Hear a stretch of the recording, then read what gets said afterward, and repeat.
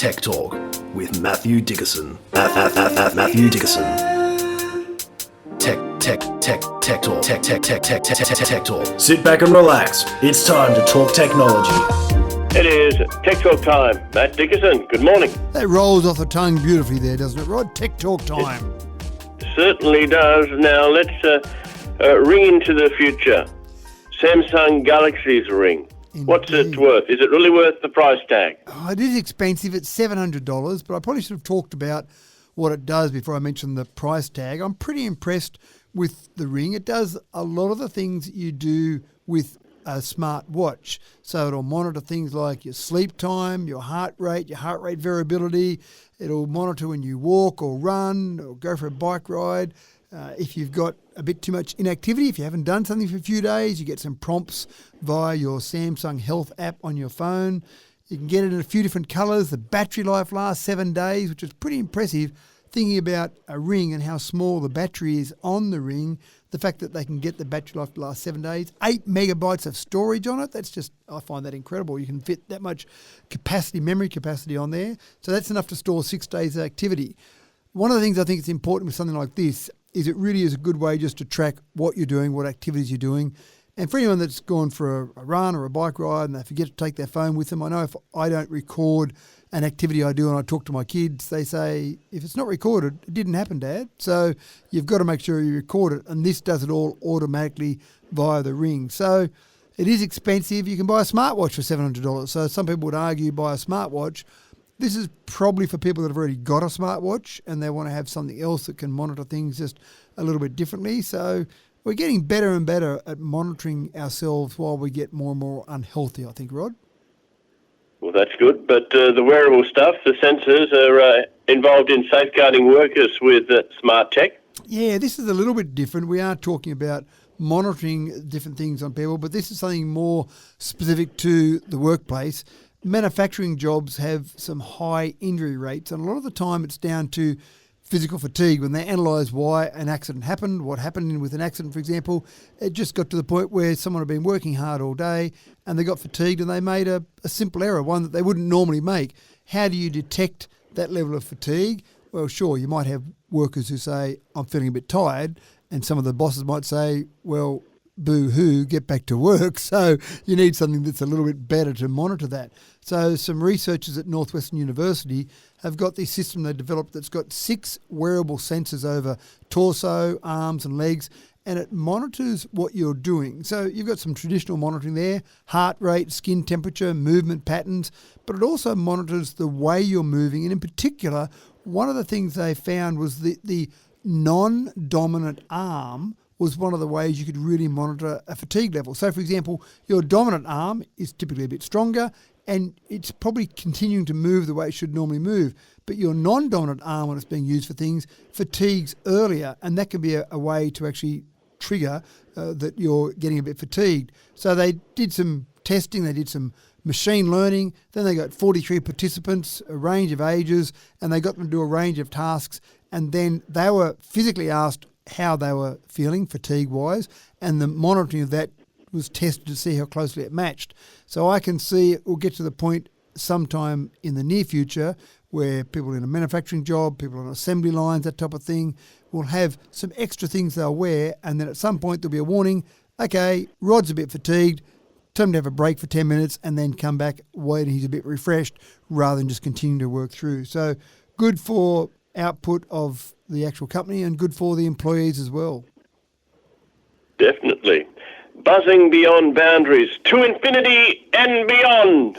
I am a bit of a Toy Story fan, and I did enjoy some of the antics from Wood and Buzz Lightyear, but there's a new Buzz Lightyear toy that's out now that, I watched some videos. It's pretty impressive. It's a bit better. I remember we bought our kids a Woody at one stage, and you'd pull a bit of string on the back and the Woody would say, there's a snake in my boot, or one of about 3 different sayings, and that was about it. But this particular version of Buzz will actually interact with you in a very realistic way. It's got expressions in its voice. It will move around. It will walk. It's pretty impressive. It's not too expensive. It's about $600, so that sounds expensive, but for what it does, pretty impressive. It's got 3,000 parts, 75 microchips, 23 servo motors. So overall, a pretty impressive little robot. It'll really take on the persona of Buzz. It'll get out its laser on its arm, which is just basically a blinking red light. It still thinks it's looking around for its spaceship that's crashed on this alien planet.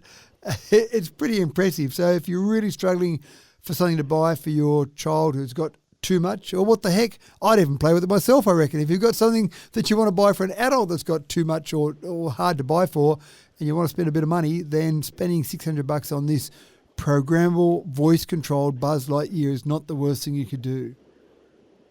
This is Tech Talk with Matt Dickerson. Where can people find out more about what you've spoken about and other things? Every week you can go on your favourite podcast app, 9 o'clock every Monday morning. There's a 45-minute Tech Talk new episode of the podcast out. You can listen to these things and a whole range of extra things in even much greater detail than we do here, Rod. Tell us about the new Orb Tech. This is something that was created by Sam Altman. Now, Sam is well known around ChatGPT, and in fact, he was made more famous by the fact that he was fired and then rehired within the space of a few days.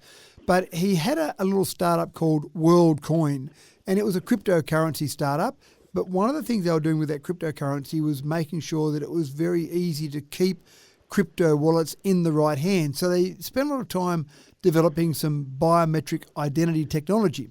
But as it turned out, there were lots of crypto companies out there, but not a lot of biometric identity companies out there. So Sam's gone and refocused WorldCoin on an orb that uses biometric technology to scan your eyes. Now, it's not just about your crypto wallet. The whole idea with this now, where Sam's pivoted to, has been let's use this orb to identify people in a whole range of transactions, whether it be banking transactions, whether it be just identifying yourself online, maybe passports rather than have a passport. So it's going to be harder and harder as we go forward to make sure that I really am speaking to the person I thought I was speaking to. So the development of this orb technology is really about making sure that it's a bit more than just your name and date of birth. It's more about identifying who this person really is. And I can see for a whole range of different transactions, we'll be using some type of eye sensing technology. Will it be Sam Altman's orb? He would like to think so, but maybe there'll be some sort of option there where this will be the way we identify ourselves going forward. Not a bad thing, I think, because there are so many scams out there, there's so much fraud. Making sure we've got the right person is pretty important.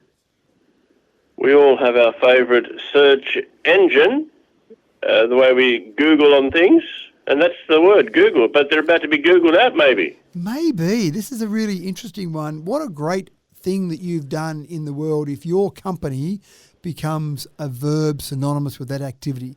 I always think of Vegemite. No one says, I'm going to put a bit of yeast extract on my toast. They say, we're going to put a bit of Vegemite on there. Well done to Vegemite for getting to the stage where that just became synonymous with yeast extract. But Google, people don't say, oh, I'm going to go and use a search engine to search for something on the internet. People say, I'm going to Google something. Everyone knows exactly what they're saying. But a couple of things are happening. First of all, the US Department of Justice is investigating Google for potential violation of antitrust laws. Now, you might remember many years ago, Microsoft faced similar issues. And it's one of those things, you want to be the dominant player in your market space, and then it seems a bit rude that the dominant player suddenly gets a bit of attention from the authorities. So that might happen. They might be forced to break up. That might mean that they'd have to sell off YouTube, for example, or they might have to sell off Android. They might have to sell off various parts of Google so that you're not any longer having all these things tied together. One of the things that, of course, Google tries to do is to be the default search engine on computers, on phones, so that basically you just open up a search and it's automatically there. But the other thing I think that's happening that's going to be more and more interesting is that we may not Google, we may not search for things in a traditional way. AI is coming along with things like ChatGPT, and people are starting to use that to search for things rather than pull up Google and search for things and go and find the right page that's got the information that I'm after. You just let an AI tool do that. So for ChatGPT, rather than go and search for something and go and find the right page, it's going to do all that hard work behind the scenes for you and just give you the answer. In terms of the amount of electricity that's used by an AI tool like ChatGPT, it's 10 times more energy intensive than Google. But gee, it saves me time. I can just go and type in what I'm after, and there's the answer, which is right, most of the time. It's not always right, but it's right most of the time. So that is a threat to Google. Potential antitrust violation is a threat for Google. Are we going to be Googling the same way we Google now in 5 years' time? Maybe not. Matthew, thank you for your time today. Always my pleasure. Thank you all.